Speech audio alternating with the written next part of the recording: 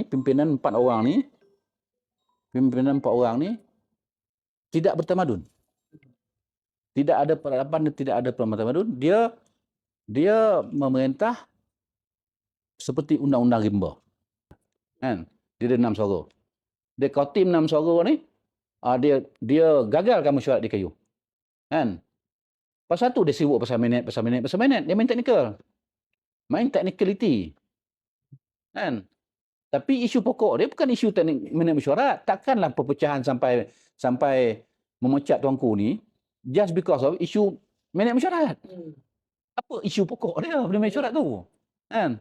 Isu pokok dia, engkau orang ni dah menyalahgunakan platform DKU untuk menyelamatkan susuk tubuh kau daripada diluruhkan oleh sokong baris.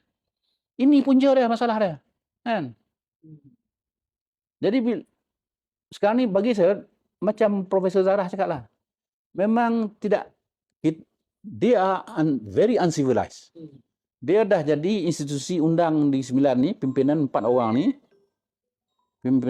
ni tidak bertamadun. Tidak ada peradaban dan tidak ada pertamadun.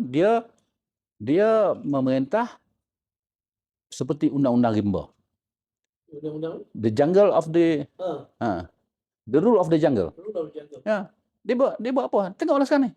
Itu rule of the jungle lah tu. Haiwan punya hukum dia pakai. Siapa kuat, siapa berkuasa, siapa majoriti, aku boleh buat.